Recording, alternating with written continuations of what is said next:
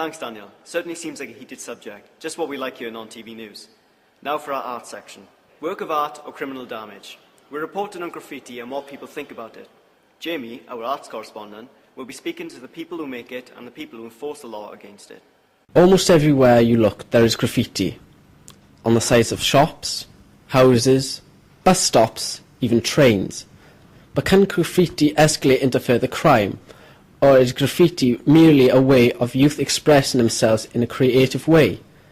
Some people think of graffiti as vandalism, some as art. That is the big question. Graffiti, vandalism or art? In this report, I'll be looking at both sides of the matter. I'll be talking to the people in creation of graffiti, the people who control it, and the people who walk past it every day. Now, I'm outside the hideout in Port Talbot, and I'll be talking to two young graffiti artists. Why do you think graffiti is art and not vandalism? It's urban art, no? It's like, it's a different kind of art. So, it's not vandalism. What would you say to people who think that graffiti is an act of vandalism? They are right, but I don't know how to explain, really. It's just circumstance, really. They're wrong. Simple as. Have you got any advice to people who would like to graffiti but don't know how to legally? Look up on the internet, called Legal Walls up Cardiff or Swansea. Let's practice in a book first. Well, the easiest way is go to a legal wall. I think there's one in Swansea and there's one in Cardiff. Or just start in a black book. That's the view from these guys. Let's look at the vandalism side. Graffiti comes under as criminal damage in the eyes of the law, and the punishment for even the slightest amount of graffiti can come to a fine. I'm here with a community police officer now, and I'll be asking for his view on graffiti in the eyes of the law. Is graffiti a big problem in Neath and Port Talbot? It has been in the past, but currently we have very little problem in the Neath Port Talbot area. Do you think designated areas help? Yeah, I think a designated area would help because it would give the youths who've graffitied in the past a place to go and obviously prevent them from going and graffiti on Mrs Jones's garage and various other places where it's classed as an eyesore. What have you done in the past to combat graffiti?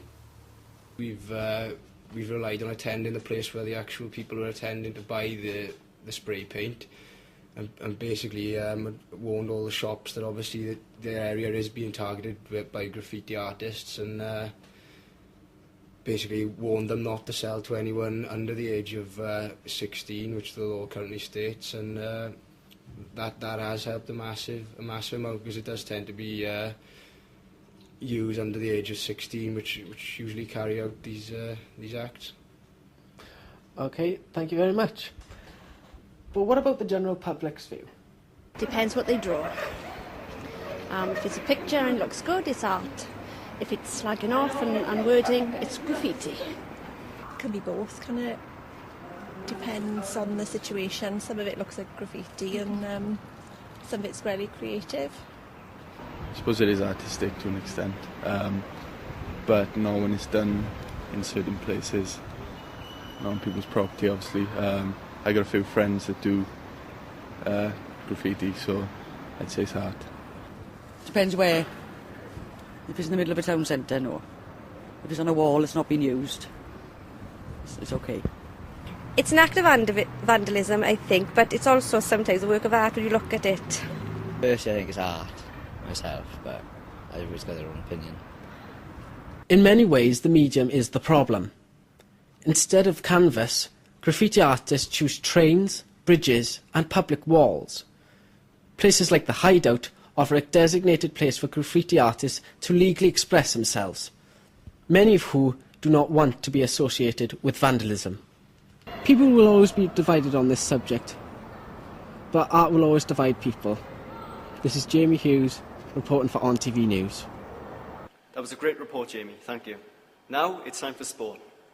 The biggest story of the year is Swansea v Cardiff. Damien, our sports reporter, caught up with the Swans to find out what they think about the rivalry that's divided Wales for decades.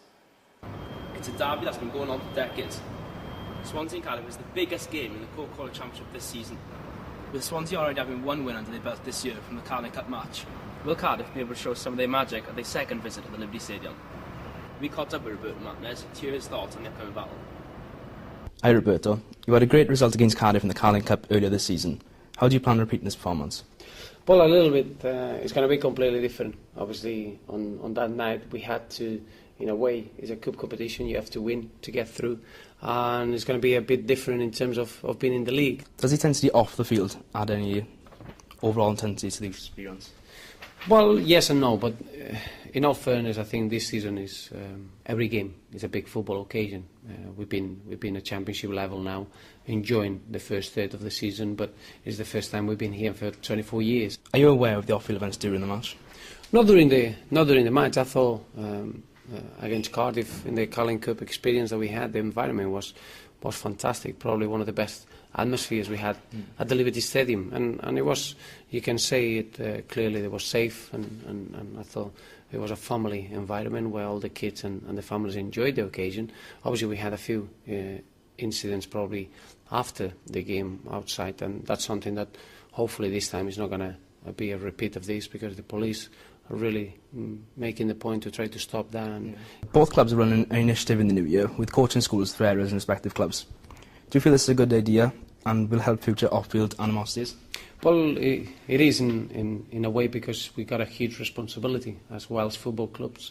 We need to make sure that we use all the local talent that we got, first and foremost. Second, that we can develop it towards international talent. And in that respect, it's important that the initiatives are there. It's important that we show that responsibility.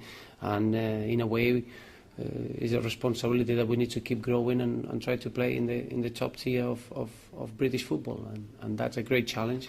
And in a way, it's a great initiative. So that's the manager's view. What will people who actually be on the field, the players? The Swansea-Cardiff derby is a huge match. How does playing this game compare to any other game? I think, like I say, it's a massive match. There's such a rivalry between the two clubs that sets the fans, and the atmosphere in the game is electric. It's definitely up there, especially with the history between the two clubs and the rivalry between the fans and this and that. So yeah, it's definitely up there, one of the biggest. Events off the field often attract as much attention as on it. Are you aware of the off-field events during the match?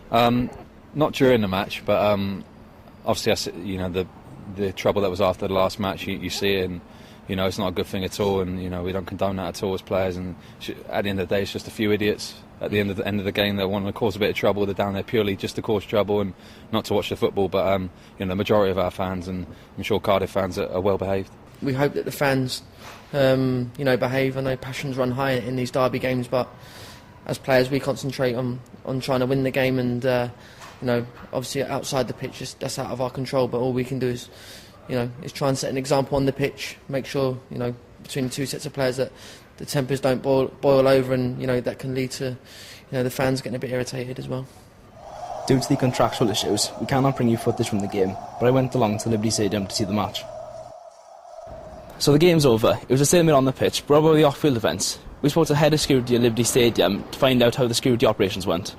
It was a massive operation in policing terms, and we had a massive stewarding presence as well here at the Liberty Stadium.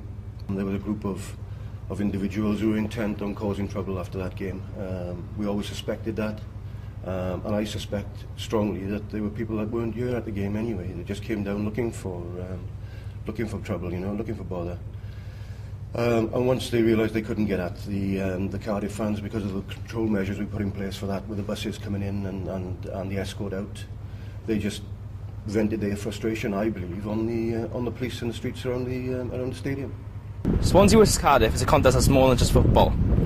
To a non-sporter, the rivalry between these two teams is hard to understand. What's clear is this rivalry will need continuing work from both clubs in the hope that one day the focus of these derbies is very much about the on-field activities. This is Damien reporting from the Liberty Stadium for ONtv News. Amazing. It's so hard to believe there's such heated rivalry between two Welsh teams. That's it from us now. But if you're interested in joining the ONtv News team, we're always looking for more volunteers and sponsorship opportunities. Contact us on www.ontv.org.uk. That's it from us now. Goodbye, and we hope to see you again in our next instalment of ONtv News.